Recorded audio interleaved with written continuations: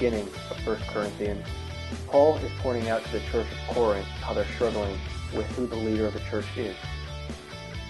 Some of them are following Paul, others Apollos, some Peter, and then others Jesus. But Paul wants to take time and point out who they should truly be following, and that is Jesus.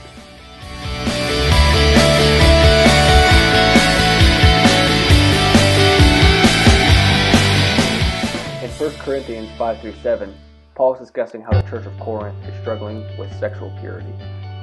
Saying sexually pure, even though we have a gracious God. Our God's grace abounds, but He still has expectations. And for us, that expectation is marriage.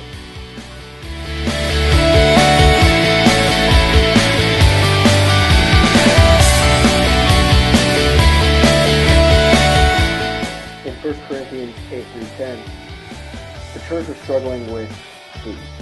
Jewish Christians wanted to eat what the Old Testament said, while non-Jewish Christians were trying to live it up and eat bacon.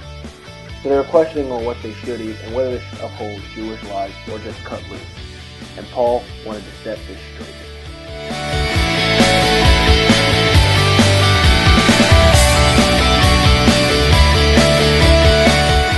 In 1 Corinthians 11-14, the church was struggling with their gatherings. And more importantly, they were struggling with differences in the doctrine, especially when it came to the roles of women in worship.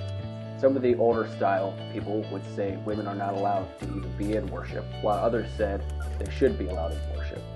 So Paul took this opportunity to start a new type of doctrine and to allow women in.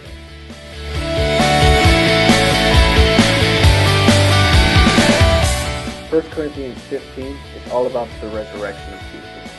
Some believe it happened, while others believe it didn't happen. Paul takes his time to share that the resurrection is indisputable. Life is meaningless if it didn't happen. Jesus' victory over death is the reason why we are able to live in eternal life in Him. We are covered in His blood, and that is why we are forgiven. But that is not a reason to continue to sin. At the end of 1 Corinthians, Paul gives the church of Corinth some encouragement. That even though they have been living in so much sin, God still loves them.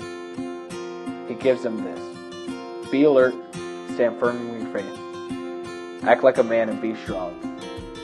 Your every action must be done with love, to remind them what the most important thing is, and that is love. In the end, the church of Corinth was able to thrive. They figured out who the true leader of the church is. They turned away from their sexual impurity.